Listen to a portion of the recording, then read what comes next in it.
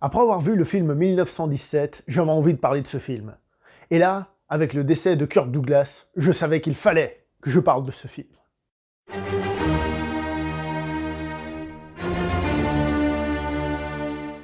Bonjour à vous les cinéphiles et bienvenue dans cette vidéo critique poussiéreuse. Aujourd'hui on va parler de Path of Glory, les sentiers de la gloire, réalisé par un certain Stanley Kubrick, avec dans le rôle principal un certain Kirk Douglas qui est aussi producteur du film. Deux bons hommes qui ont travaillé ensemble donc sur ce film de 1957 et qui travailleront 3 ans plus tard sur Spartacus. Pour la petite histoire, les deux s'apprécient, mais les deux ne s'aiment pas non plus. C'est-à-dire autant Kirk Douglas reconnaît que Stanley Kubrick a un talent phénoménal, mais qu'il est un peu casse-couille, qu'ils sont pas sur la même longueur d'onde. Quant à Stanley Kubrick, il reconnaît que Kirk Douglas est celui qui lui a donné sa chance, celui qui l'a fait émerger d'une certaine manière, même si évidemment ils ne sont pas d'accord sur tout, puisque par exemple Stanley Kubrick renie Spartacus, et entre autres, une des scènes que je préfère du film, à savoir le fameux « Je suis Spartacus » qui pour moi est juste énormissime. Mais ça, c'est un avis personnel. Donc, film de 1957, qui s'inspire d'un livre de 1935, écrit par Humphrey Cobb, mais qui est sorti chez nous seulement en 1975, parce que le film avait été interdit, censuré. Et pourquoi ça? Il faut savoir que, en fait, des anciens combattants, il paraît-il belges et français, ont lutté contre la sortie de ce film qui ne rendait pas hommage à ce qu'ils étaient, qui peut-être bafouait leur souvenir, leur histoire en tant que tel.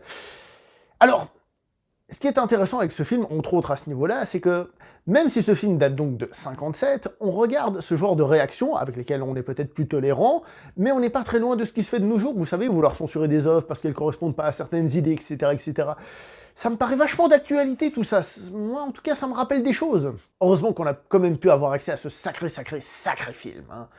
Un film, et donc un livre, qui s'inspire d'une histoire vraie, ce qui fait encore plus froid dans le dos, et qui, forcément, est pas très glorieux au sujet de l'armée française. Mais bon, pour moi, le sujet, il est pas là le sujet. Et ce qui est très intéressant, c'est que le film, on peut le revoir aujourd'hui en le comparant à la conjoncture actuelle. Donc, on a le film à l'époque, mais on peut le voir aujourd'hui. Et croyez-moi, ce film n'a pas vieilli. Il n'a pas vieilli, que ce soit visuellement, quand même Stanley Kubrick à la réalisation, un truc de malade, et dans ces thématiques, on peut tellement se retrouver aujourd'hui, si vous avez jamais vu ce film, vous pouvez tellement le voir aujourd'hui en tant que tel.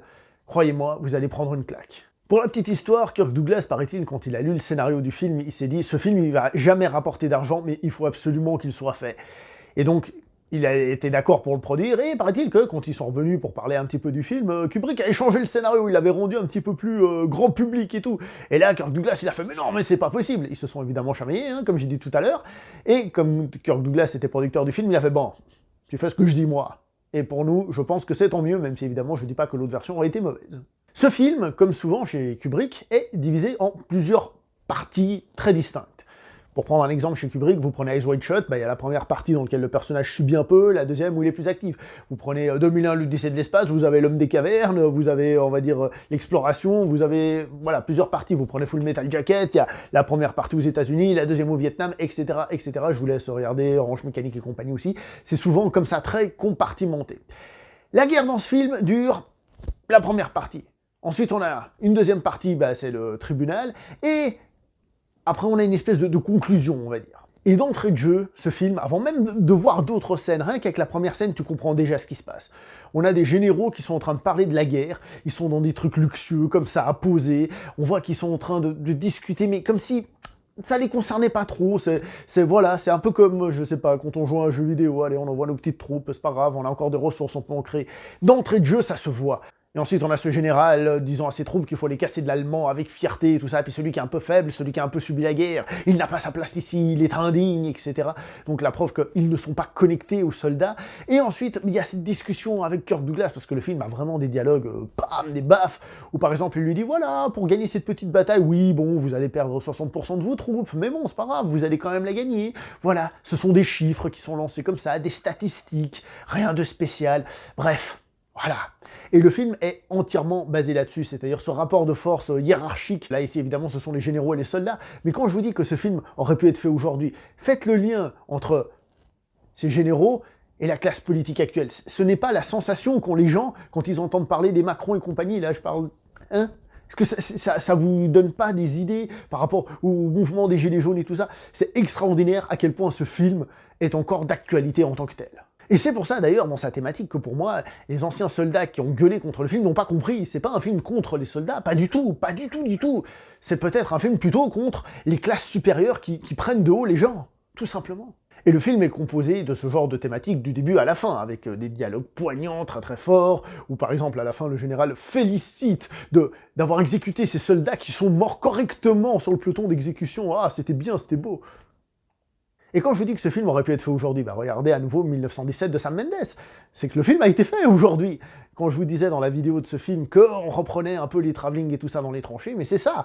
Ici on a des travelling avant, des travelling arrière, qui déjà à l'époque étaient assez difficiles à faire. Il n'y avait pas de steadicam à l'époque, hein, donc il y avait les rails qu'il fallait enlever, etc. Jouer sur le zoom et compagnie, mettre les figurants, qui pour la petite histoire sont des Allemands, tous les figurants sont des Allemands, puisque le film a été tourné en Allemagne, malgré que ce soit l'armée française.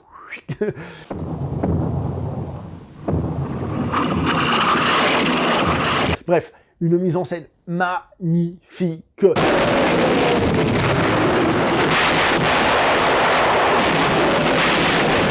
Et quand il y a l'assaut, eh ben c'est un travelling latéral comme ça. C'est grandiose.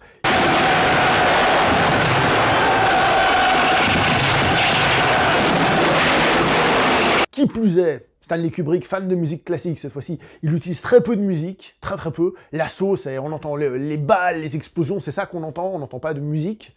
Il y a une musique dans le film qui est plus une musique, on va dire, un peu militaire, à coups de tambour et des choses comme ça, mais qu'on n'entend pas tant que ça. C'est pas un film qui baigne dans la musique, pas du tout, ce qui lui donne un aspect très froid, très au contact. Puis vient la deuxième partie, ce jugement, ce faux jugement, ce tribunal fait un peu comme ça pour le show, parce qu'il faut le faire, mais bon, on va finir rapidement, hein, ce qui n'empêche pas d'avoir des magnifiques plans, encore une fois, Stanley Kubrick, je rappelle. Hein. Donc, waouh, le film est absolument grandiose dans sa mise en scène ou dans son propos, un film à voir évidemment absolument. Et ce final où les soldats se font exécuter, il n'y a rien de glorieux dans cette scène-là. Les soldats réagissent chacun différemment, il y en a un qui pleure, etc. Alors, il y a beaucoup qui ont fait des remarques, j'ai lu ça sur le net, comme quoi cette scène pouvait faire référence à la Bible et à l'exécution de Jésus-Christ, donc la crucifixion. C'est pas bête, j'aime bien l'idée, je trouve que c'est plutôt visible, mais quand on voit le personnage du prêtre, je me dis que la notion religieuse est un peu lointaine, même si c'est intéressant de faire le parallèle entre, on va dire, le crime odieux qui a été fait de l'humanité envers le Christ et le crime odieux de l'humanité envers l'humanité. Donc j'aime bien cette idée, même si j'y crois moyennement dans la tête des réalisateurs et des producteurs, qui pour la petite histoire n'étaient pas très chrétiens, hein, je le rappelle. Et ensuite, on a cette scène de fin qui est un petit peu particulière, entre guillemets, parce que, donc, on a des soldats qui ont, en gros, trouvé un trophée de guerre, une Allemande, et puis ils sont en train de se moquer d'elle, enfin, rigoler, tout ça, on sent que c'est un peu la petite vengeance, voilà. Et là, il y a un moment de grâce, un peu d'humanité qui revient quand elle commence à chanter, et que ces soldats un peu beaufs à ce moment-là, parce que, voilà, ils ont besoin de ça, on voit qu'ils se laissent prendre par l'émotion. Et finalement, ils rentrent dans le jeu de cette petite chansonnette. Peut-être parce qu'à ce moment-là, dans ce film finalement rempli d'hommes, puisque c'est la guerre et ils sont qu'entre hommes, peut-être qu'à ce moment-là, ils se rappellent, je sais pas, leur maison, leurs femmes, leurs enfants. Et il y a un côté un peu retour à l'humanité. Et juste après, c'est « Hey les gars, on retourne sur le front ». Voilà. En fait, ce film, ce qu'il y a d'intéressant, c'est que certes, il se passe dans l'armée française, blablabla, mais c'est pas le sujet, c'est pas un film de guerre, c'est un film où, encore une fois, l'ennemi est interne. Ce n'est pas l'Allemand d'en face, puisqu'on ne les voit pas du tout. On ne voit pas un seul soldat allemand dans tout le film. L'ennemi est interne, c'est l'horreur de la guerre, encore une fois. Mais l'horreur de la guerre en tant que telle, que nous-mêmes on se fait subir, avant même d'avoir le souci de l'adversaire en face. Et c'est grandiose, et c'est grandiose. Et si en plus on peut faire des liens avec l'actualité pour faire que ce film nous parle encore plus, et que, évidemment, c'est mis en scène par un Stanley Kubrick, évidemment, grandiose, que demande le peuple, et si en plus de ça, eh ben on a quand même une légende comme Kirk Douglas, qui, quoi qu'on le dise, a une bonne gueule, une sacrée gueule, et qu'il est là, et ça fait plaisir, bah voilà. Pour ceux qui n'auraient pas vu ce film, faut foncer le voir. Évidemment, avec cette vidéo, j'ai pas l'intention d'apprendre quelque chose à quelqu'un qui a déjà vu ce film, parce que c'est évident, on va dire. Il y a peut-être plein d'autres trucs qu'il faudrait creuser. Moi, je trouve que c'est un excellent film, et c'était l'occasion d'en parler, donc voilà, j'avais envie de le faire.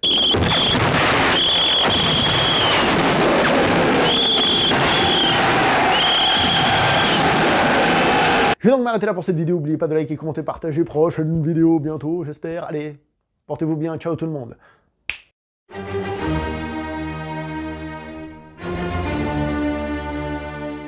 Et aimez votre prochain, que ce soit un gars de votre pays ou de l'équipe d'en face, sait-on jamais.